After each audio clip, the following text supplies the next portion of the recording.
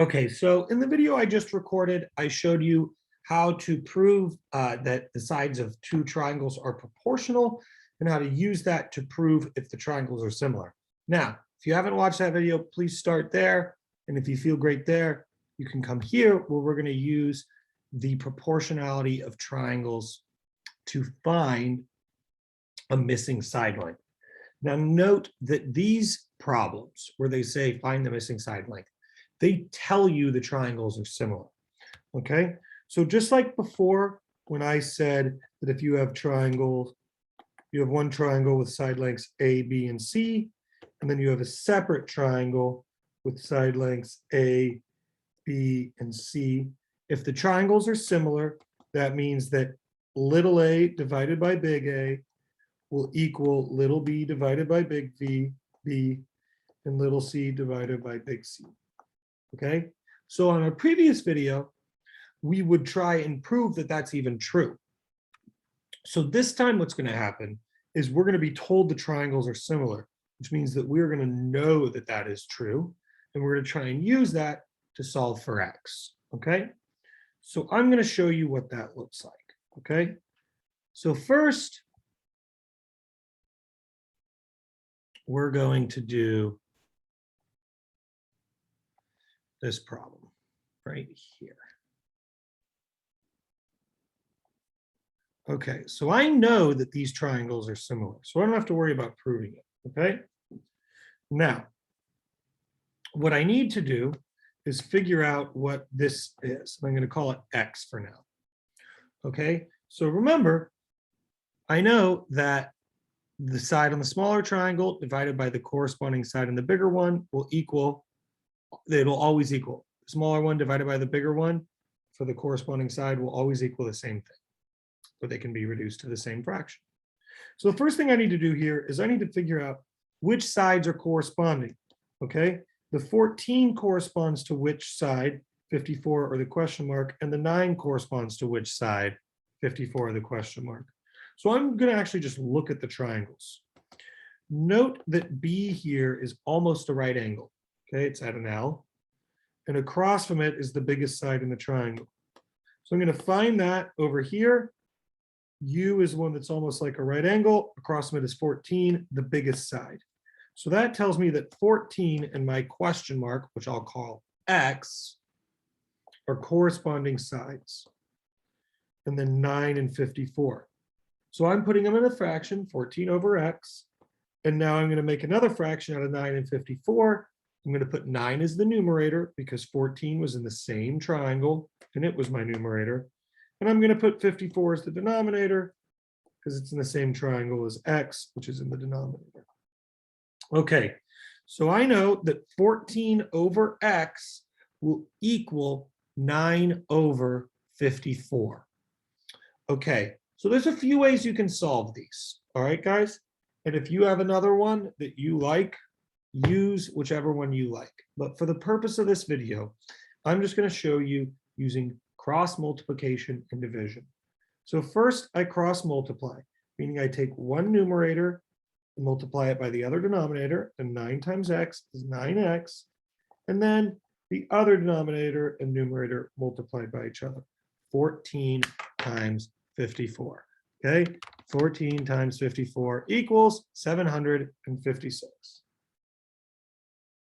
Okay, now I just have to then divide by the number that's multiplying by x, which is 9, to get x. 756 divided by 9 equals 84.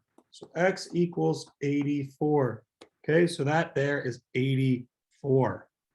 Now, let's do this again.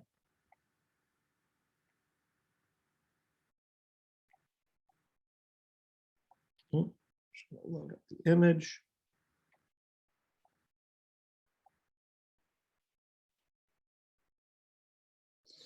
Okay. So the first thing I need to do is figure out which sides are equivalent. Okay, well, I have here 30 and 45, 30 is the smaller one, and then 6 in my question mark, which is x. So I need to figure out, does 6 correspond to the smaller one or the bigger one? Well, I'm just going to look at my triangle And right here, the question mark is obviously on the bigger side than a 6. So I'm going to say that 6 corresponds to the smaller one. So 6 over 30 must equal my question mark, which is x over 45. Why? Is because I am told the triangles are similar. Okay? So the sides must be proportional. So this small side over this small side will equal this bigger side over this bigger side. 6 over 30 will equal x over 45. Okay, so we're just going to cross multiply and divide. 30 times x equals 30x, and that's going to equal 6 times 45. And 6 times 45 equals 270. So 30x equals 270. So I divide by whichever number is multiplying by x. 270 divided by 30 equals 9. So x equals 9. So that's 9. Now, the last one where they are listed as, oh, there's 2 more where they're separate triangles. Perfect. Okay, so next I'm going to do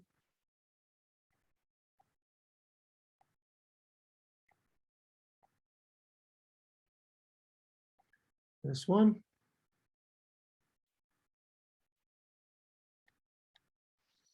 Okay. So I need to figure out which sides are corresponding. So I would just look at this and I would say, okay, well, 70 is the biggest side of this triangle. It's across from the angle that's about a right angle. So that's going to have to be equivalent to the biggest side of this triangle, just 60. Those are the equivalent sides, the corresponding sides. So 70 over 60 will equal 49 over x. Okay, I'm told the triangles are similar. That's actually what that means right there. Told the triangles are similar, so I know their sides are proportional. So I know that 70 over 60 will equal 49 over x. Okay.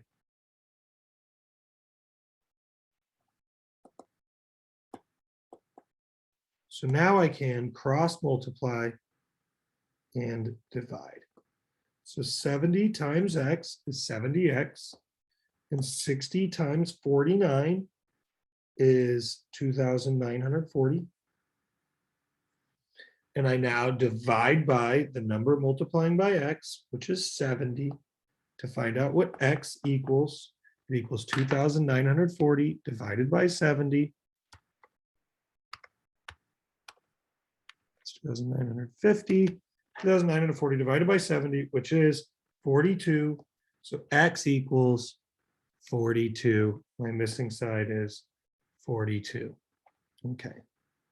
We'll do one more where they're obviously separate triangles, and then the 2 where they're connected. So here, nope. So here,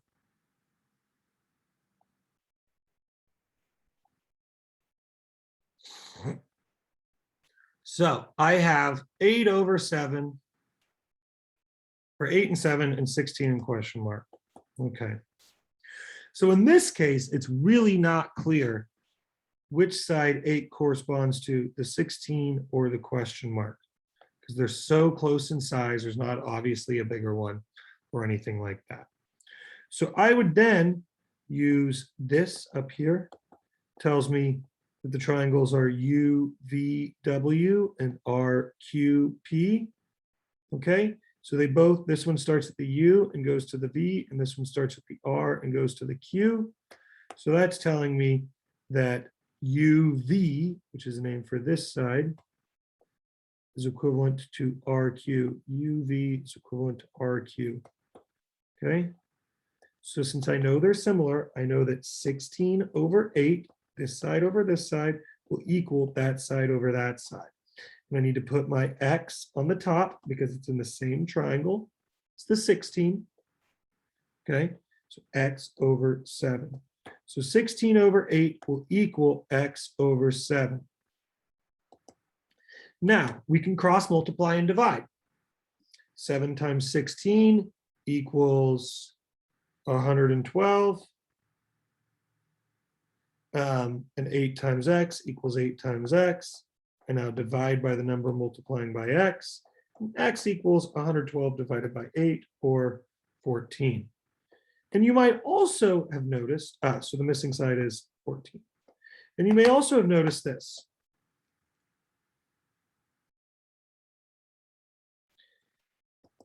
Eight times 2 equals 16. So then would 7 times 2 equal x? Yes. That relationship will always be the same if the sides are proportional. So if the numerator, so if 8 times 2 equals 16, then 7 times 2 will equal x. X will equal 14. You can still cross multiply and divide, but that's a shortcut if you see it. Okay, I'll do the two where they are a triangle within a triangle. Okay. So first, this one with the little tricky trick in there.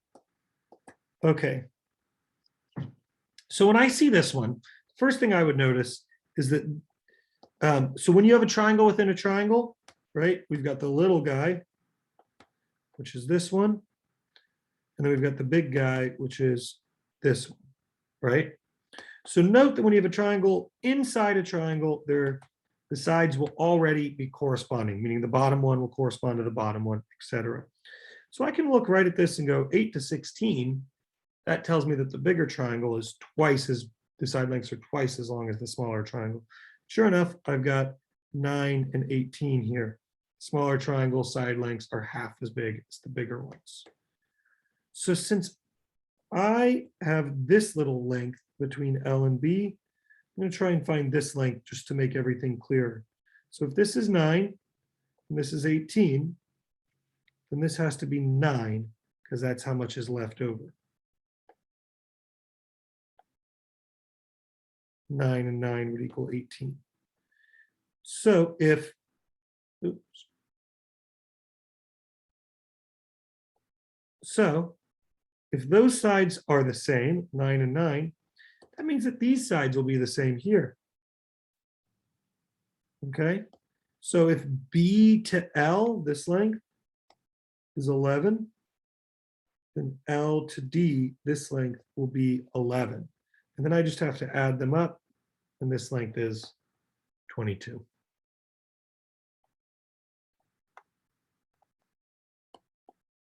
And now we'll go on to the last one.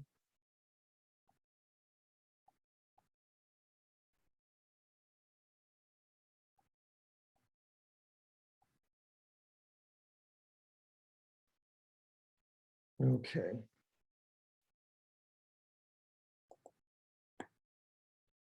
So let's look at our triangle here. So now they're giving us another little trick. We're actually not trying, so we have two triangles, right? Triangle within a triangle. Smaller one and the bigger one. And we're not being asked to find the lengths of any of our triangles. We're actually being asked to find this length, which is going to be this whole length minus 30. Okay?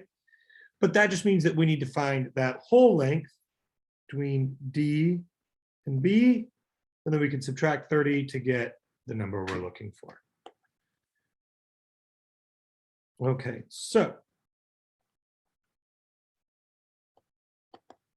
if I know that this side is 35 and the corresponding side is 84, okay, 35 and the corresponding side, so 35 over 84, then I know that this side of 30 divided by this whole side will equal 35 over 84. I just need to find that. So I'm going to call it X. I'm going to solve. Lost my Jamboard, so give me a second. Okay, so I can solve by cross multiplying and dividing.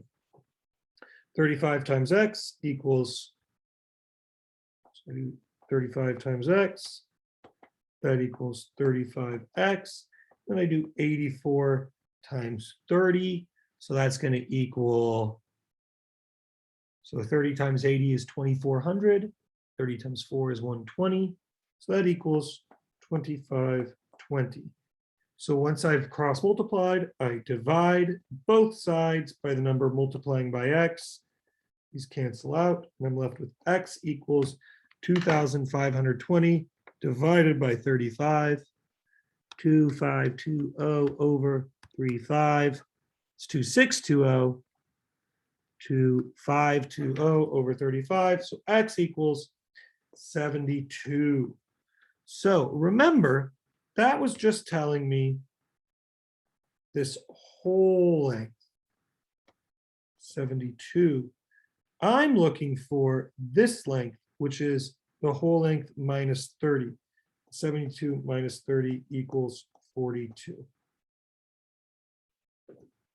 And that's my answer.